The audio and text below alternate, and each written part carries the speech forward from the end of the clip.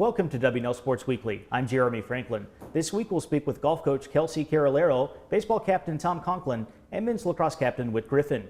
But first, a quick look back at the weekend in Washington and Lee athletics. Women's lacrosse stayed unbeaten in the ODAC with a 17-6 win over Lynchburg. The Generals then earned their first #1 ranking in program history, topping the latest Nike U.S. Lacrosse Division III poll. Men's lacrosse down Guilford 20-5. Baseball split an ODAC doubleheader with 12th-ranked Randolph-Macon, beating the Yellow Jackets 11-3 in the opener before falling 6-4 in the nightcap. Women's tennis lost 5-4 at Mary Washington. Two W&L men's track and field records fell this weekend. Max Strahler broke the mark in the 5,000 meters at William and Mary, while Dash Derricks set a new standard in the discus at High Point. Men's golf lost in the semifinals of the Division III match play invite in Greensboro, downing Center and Hampton-Sydney before falling 3-2 to Barry. And women's golf placed 3rd out of 12 teams at the Callaway Golf Spring Invitational. Here with me in the studio is assistant golf coach Kelsie Carralero. Kelsie, welcome to the show. Thank you for having me, Jeremy.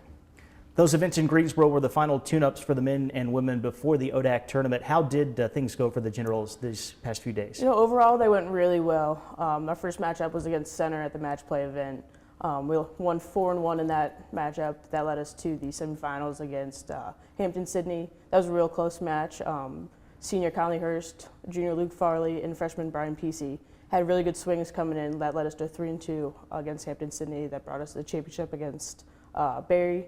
There was really close again, and then Barry down the stretch made really good swings to they made the swings they needed to win. But we were feeling really good going into ODACs for them. Women also played in Greensboro in the Callaway Spring Invitational. We had a really good round on the first day, 3-9, which was a season low for us. We had 2 players making the all-tournament team. Mary Frances Hall, who's a junior, came in second with a 2-day total of 148.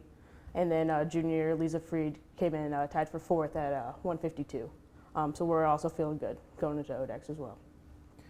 You're a 2014 graduate of Methodist, where you won 2 national titles and were a 4-time All-American. What's the experience like working on the other side, especially as you coach some players with NCAA tournament experience? It's completely different being on the other side, but it's a great experience, and I'm glad I could share my experiences as a player with them.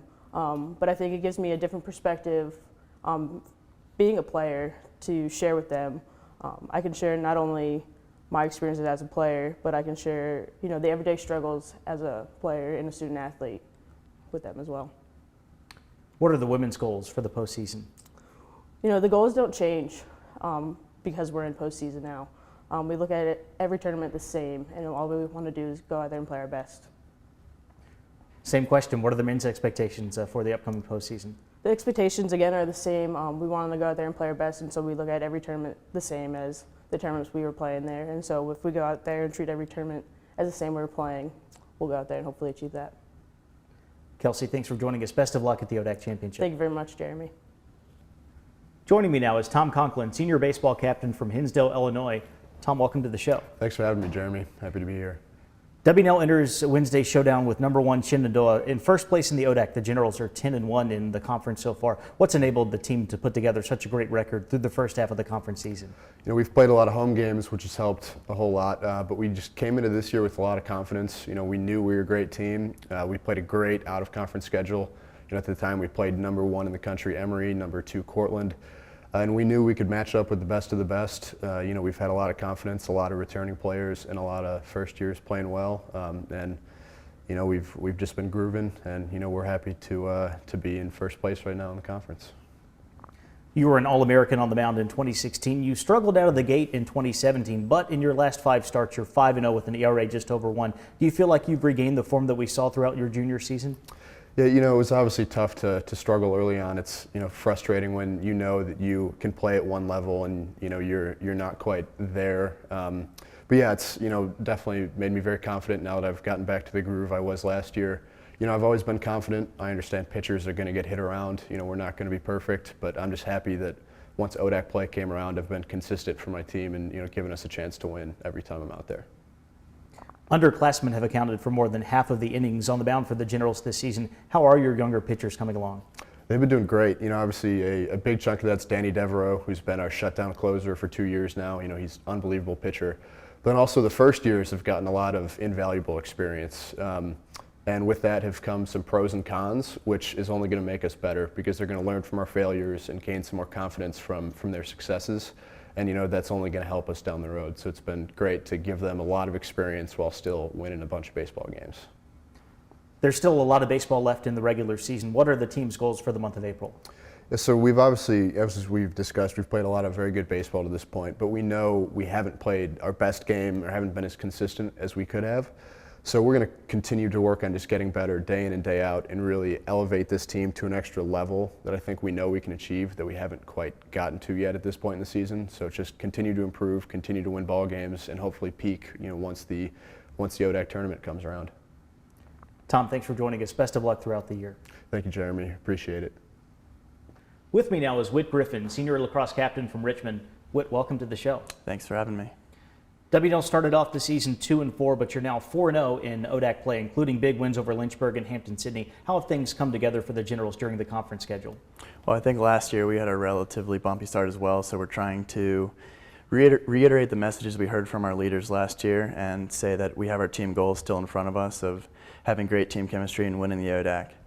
We're really young on the defensive side of the ball, so I think it's taken some time to come together as a group and become sort of a cohesive unit, both as a team defense and clearing the ball.